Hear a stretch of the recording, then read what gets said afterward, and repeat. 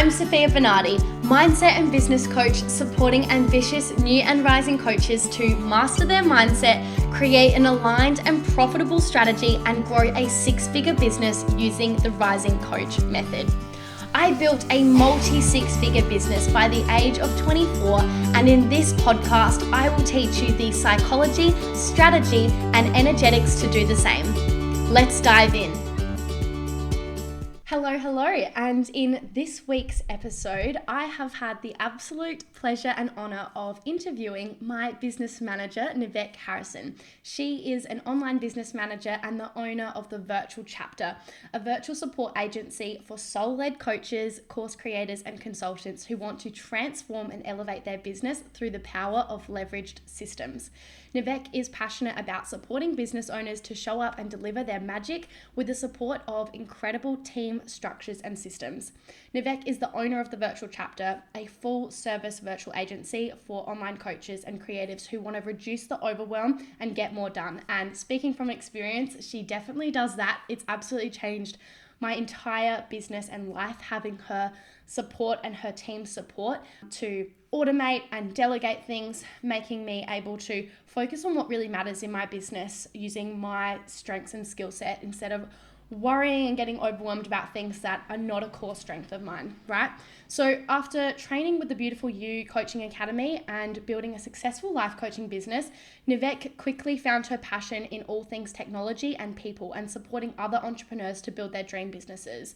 Her signature framework of strategy, systems, and soul is designed to create business and life-changing outcomes, all while taking care of the behind the scenes of businesses, which is an incredibly integral part. If you are a coach or service provider, I'm sure you can understand how life-changing it is to have those organized structures and systems so that you can focus on your creativity and helping people. When she's not project managing like a boss in Asana, you'll find her spending time with her young family, reading a book, or getting her nerd on with the latest tech news. In this episode, you are going to learn a little bit of her story on how she became an online business manager and created the Virtual Chapter. But more importantly, you're also going to learn when is the right time to hire support, who to hire first, and where, right? So you're going to learn all of that information because I know a lot of fear comes up around, am I worthy to hire support, or when is the right time, and who should I hire first, and what should I prioritize, and what can having a virtual assistant, for example, even do for me in my business. You're going to learn all of that in this episode, so definitely give Nivek a follow on Instagram. She's amazing, and like I said, she's absolutely changed my business, and so I can focus on what really matters, which is helping people and adding value and being able to spend my time doing the things that I love most. So enjoy this episode. Hello, Nivek. How are you? I am so good. So how are you? I'm very good, thank you. I'm super excited about today because for those of you that don't know, Nivek is my wonderful business manager, and she runs an incredible agency full of online business managers and virtual assistants. So I thought today would be such a great opportunity to dive into all things virtual assistant services so that everyone listening who is wanting to grow and scale their online service providing business can really be supported to buy back their time and tap into more of their expertise. But before we get into that, Niv, I would love to hear from you and for you to share with everyone how on earth you got into this industry to begin with, and just share a little bit about what you do and what you and your team help people with. Yeah, amazing. So I certainly, when I first got into the online business space, I didn't know what a VA was or what an online business manager was. And this was never, it wasn't really the goal back then. So I got into online business in 2014, 2015, and like so many of your clients, was a coach. I studied through the Beautiful You Coaching Academy. I'd been sort of in the world of online coaches, saw all the potential, and was like, I want that. I don't want to spend the next, 60 years of my life sitting at a desk. And so studied to become a coach, started working as a coach, but in building my own coaching business, really found the things that I loved are very much the behind the scenes of business. As much as we have to do the front facing stuff, but I really love the behind the scenes, the operations, the tech. And so in building that business, I had lots of peers reaching out to me with like, how are you getting stuff done? I'm so caught up in like how to set up Acuity to accept coaching calls, or like how to get my freebie to people. And so I just started helping people. I didn't at that point really even know that's what a VA can do, but I just started helping people. And from there, it sort of grew.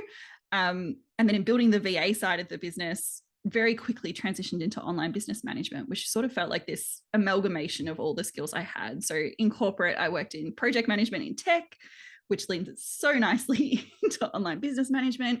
I obviously love the coaching world. I love launches and marketing and all of those things. And as an OBM, that's kind of what I get to do. So I booked out that business really, really quickly. And then 2 years ago, in the midst of COVID, decided, you know what? I'm getting requests for services all the time from coaches who are looking for really amazing VAs and don't really know where to go to find one. What if I build a team of people who I know, who I trust, who I train? And now we have an agency. We've got over 20 people in the agency, and we do everything from virtual assistants through to podcast management, through to online business management. And I love it because literally no 2 days are ever the same. And I know that's kind of what so many of us want and we talk about, but like my work especially is relatively different all the time. Like it's not as predictable as my coaching business was. My coaching business, I knew very much like I was going to get up, I was going to do these marketing activities, I was going to get on these calls with clients. Like I knew exactly what it looked like. Now I get to do a huge range of things and be really responsive to what's happening in the industry, which I love. And I get to work with a team again, which is awesome because online business can feel really lonely sometimes.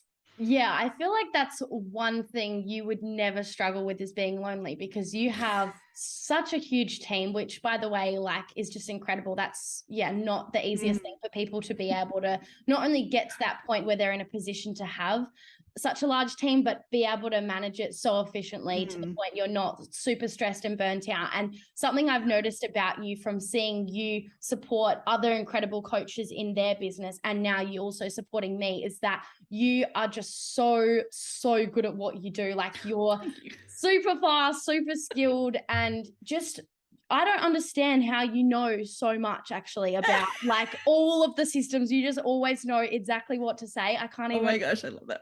I can't even explain it. I am a tech nerd. I absolutely love systems and technology, but I'm also just like a master Googler. Like I can Google and YouTube the shit out of anything. And so I joke about this all the time. Like that is where I studied, right? I didn't go to university to learn how to be an online business manager. My university degree is so useless in my everyday life now. It's not even funny, but I just got really, really good at Googling and figuring it out. And I think that's so important in business, is that willingness to just figure it out, to know like where you can go to try and find the answers for yourself. Otherwise, it's so easy to just feel stuck and not move forward. Yeah. And especially when you run your own business, you don't have this boss telling you every single step to take. You have to have initiative. And tech is one of those things that I see like hold a lot of people back. And I am, going to be honest. And when I first started my business, tech, I definitely knew something, but whenever I would start learning a new platform, I could totally and very easily have a breakdown over it, from creating my website to understanding email marketing, even just setting up some basic things, or what I would see as basic now, could bring me to tears in the beginning just because everything's so new and overwhelming. So I totally empathize with people when they get stuck. But like you said, I think I just at one point kind of got sick of myself, and I was like, okay, I'm having the same reaction every time I start using a new piece of software. Maybe I just need to, like take a deep breath and just take one step at a time. And now I feel like I have a really solid understanding of behind the scenes of everything in my business, because it's so important. And for you to have been in, that role of project management prior to starting your business, you clearly must have had some form of, interest in what it is you're doing. Would you say though that your efficiency and ability to help so many people and understand all the different softwares, because I can imagine you're helping people with softwares you don't use yourself.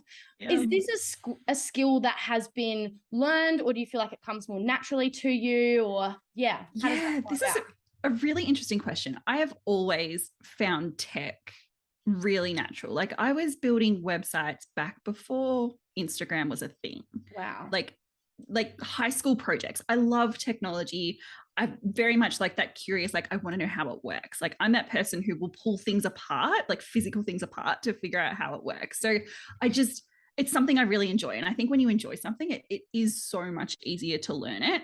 Having said all of that, I am 100%, well, not 100%, that's not true, but majority self-taught in all of these systems, right? Like there's some systems where I've paid somebody to learn from them or I've gone through a training program. But for the most part, it has just been like, this is what I want to do. I'm going to figure it out. And I think there's often this story that we tell ourselves, especially in the early days of business, of like, oh, I'm just no good at tech.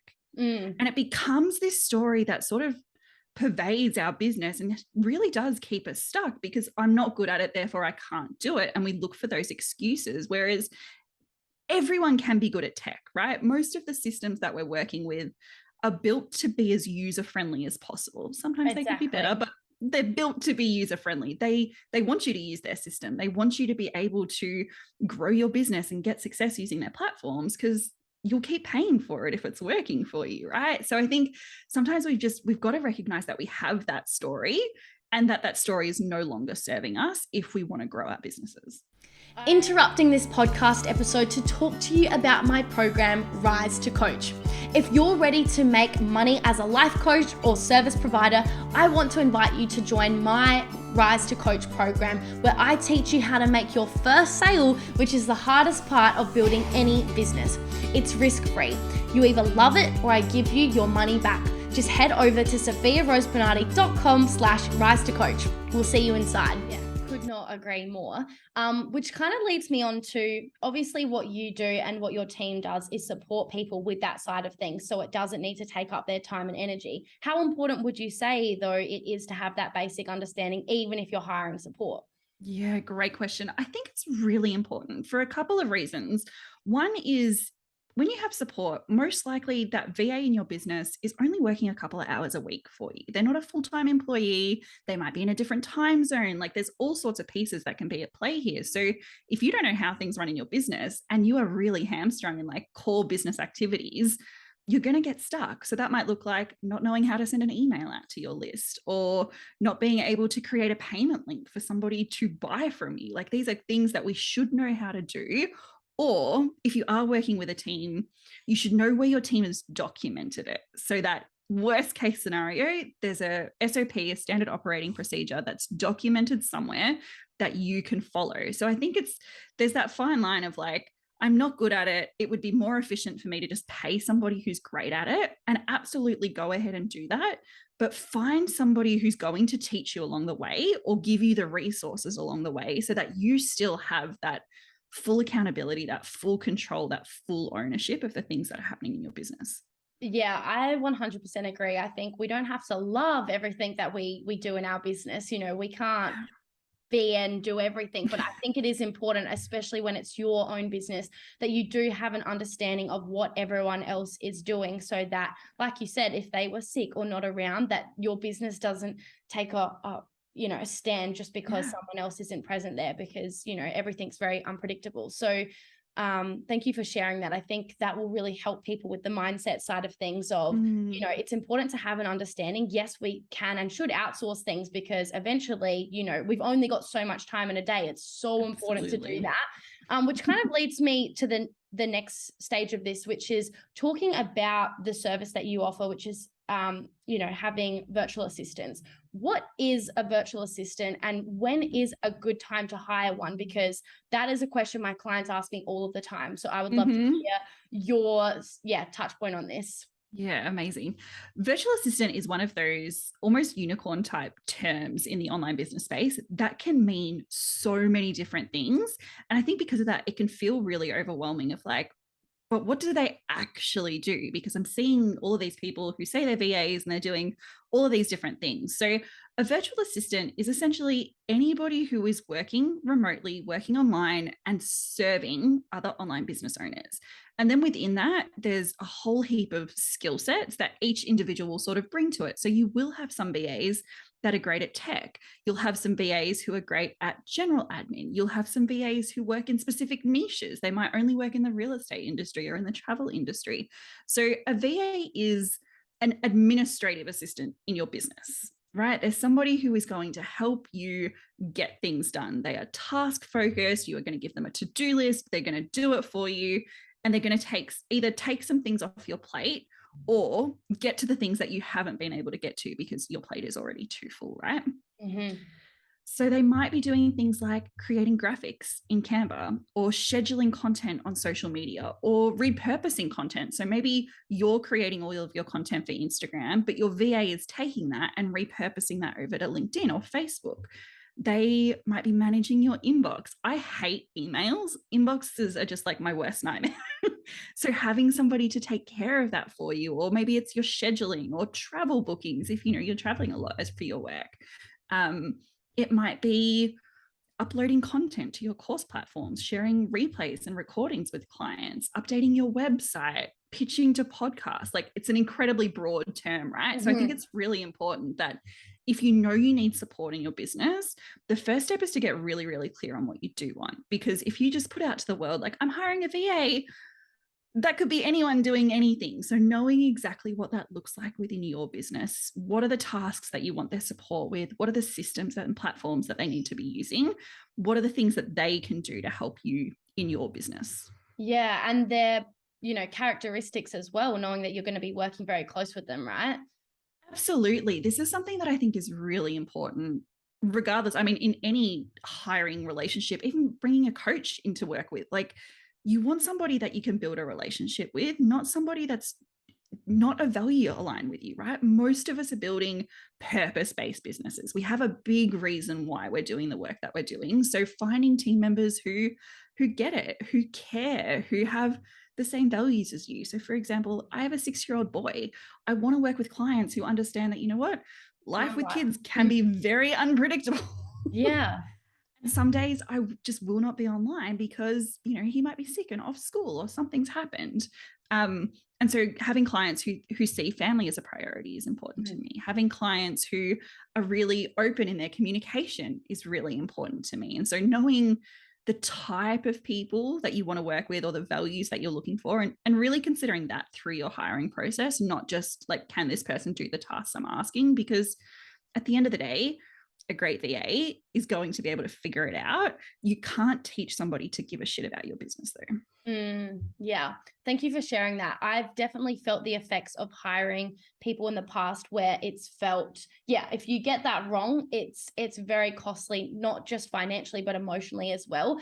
And I've now been able to experience the benefits and the true reward financially and emotionally that having a really solid team has. Like, to have a VA, I absolutely love my VA. She's amazing. And all of those things that you mentioned a VA can do is what she does for me, from repurposing my content, editing my podcast, posting my content, all the things in Canva, emails, pitching to podcasts, all of that she does. And that's so amazing. And I think what you just said at the end there is super, super important, because you can't make someone care about your business. But you can, if you're really clear on what it is you do want and don't want, and are able to communicate that from the beginning and bring them in on the vision, I think it's going to make all the difference in the world from my experience. Like, it's such a nice feeling to have you, my VA, and everyone on my team, like, really involved and get a lot of joy of seeing the success in the business, even though it's not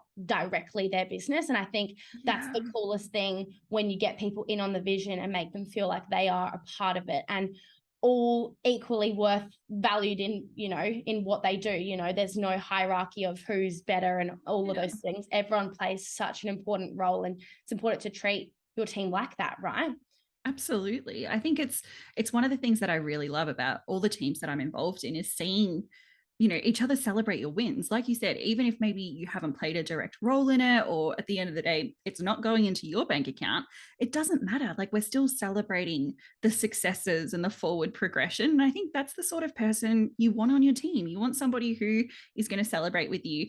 And whether that is, the big milestones that we see in the online space, or whether it's just your first launch, or you've figured something out finally, or it's a new freebie, whatever it is, having somebody who is going to be excited for you, somebody who's going to, you know, celebrate with you, recognize you, maybe even somebody that you can just vent to sometimes. It's like, life is hard. Being a business owner is hard. Like, we're going to have a moment, we're going to talk it through, we're going to move on with that day. But having somebody that you have that relationship with, I think is so helpful, because it's not like a corporate office where there's 20, 30, 100 other people around you. It might just be you and a VA, and you're not face to face. Most of my clients don't even live in the same state as me.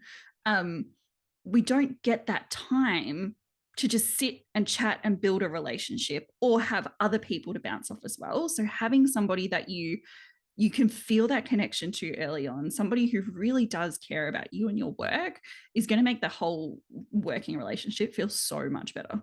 Yeah, 100%. I completely agree with that.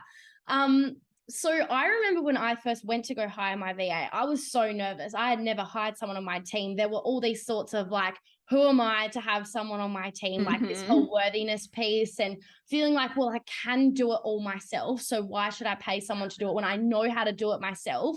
And then this controlling aspect of it, of like actually surrendering and letting someone else, do things that you've been doing yourself the whole time, and letting someone be a part of that. And just like all of these fears came up, the money, everything like that. What would you say to people? Because now, like me experiencing having a VA, like if my VA is away, I notice the difference, because she makes such a positive impact in my business. So I can feel it now, and I'm totally reliant. And I'm going to say that, like, I just could never go back now, because it's given me time. It's given me energy to focus on things that do bring me joy, rather than the draining task that like isn't my area of expertise, but is my VA's area of expertise. So for me, it's had such an incredible reward, like I said, financially and emotionally. Like I do not see it as a cost at all. I see it as an investment. But I know that there are definitely people just starting out where they're not sure, like, what the return is going to be like, and all this fear. What would you kind of say to people that are not sure if it's the right time for them? Yeah, great question. It really does bring up all our shit, right? When we're hiring people, especially for the first time, because we do go like, oh, well, is my business actually big enough to sustain another person? Who am I to manage somebody else? Who am I to lead in this business? It might also bring up stories that we have left over if you've worked in corporate, of like, I don't want to work with a team. Like, I didn't like that life. I don't want to do it. I just want to run my own business and do my own thing. So it can certainly throw up all the feels. I think getting really clear on why you're hiring is really going to help you through that process, and understanding what role anyone coming into your team plays. Are they coming in to support you so that you can do more sales activity and make more money? Are they coming in to do sales activity? Maybe they're a copywriter who's going to help you create more epic content to help you get in front of more of the right people and convert more of the right people. Like, what is the purpose behind the tasks that you need somebody to do in your business? And also, I think honoring, yes, you know what? It's hard letting go of stuff. I run an agency, I have a team of people, and I still struggle to delegate certain things, because I'm just like, oh, it'll just be quicker if I do it myself. Or no one's going to do it the way that I would do it. And we get really perfectionistic about it, right? And you kind of have to be okay with like, I'm not going to continue to grow if I'm worried about being perfect. I'm not going to continue to grow if I'm worried about it being done my way, and my way is the only right way. When we bring in team members, you know what? They're going to do things differently. Differently might be amazing.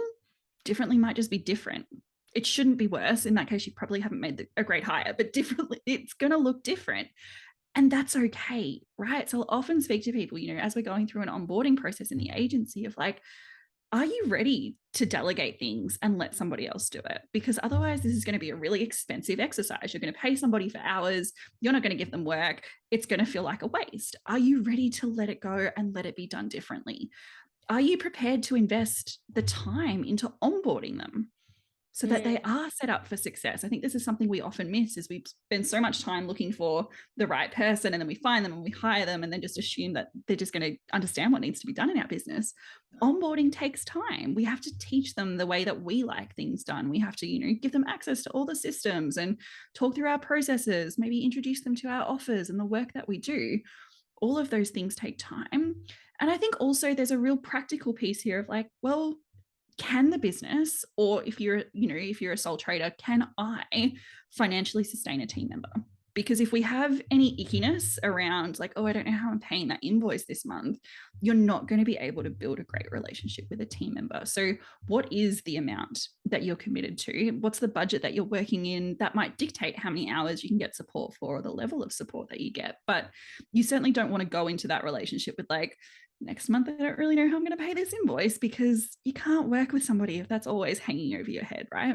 Yeah, that's definitely going to hold you back emotionally, and you're going to be coming from this place of like fear and lack and scarcity in all of your decisions. And yeah, like you said, that's not fun for you or your team person. So, all right. So let's just say people after this episode are now wanting to hire a virtual assistant to buy back their time and energy to really actually allow you to grow and scale the business. Where do they go? Like, how does one find a VA? I mean, shameless self-plug, you come to me and I will pair you up with one of our amazing VAs. But in general, the process I recommend is first, like I said earlier, getting really, really clear on what you're looking for. What are the skills? What are the systems? What do you need? Creating almost like a job description. It doesn't have to be super detailed, but at least a couple of paragraphs, a couple of dot points so you know what you're looking for. And then putting it out to your people. My first hire was my sister. Wow. Because, I was very nervous about bringing new people into the business, because I was like, people want to work with me. Why would they want to work with somebody else? I don't know how this is going to go. I want someone I can deeply trust. It was also during COVID. She was working in hospitality at the time, so it was a really great way to support her through the lockdowns.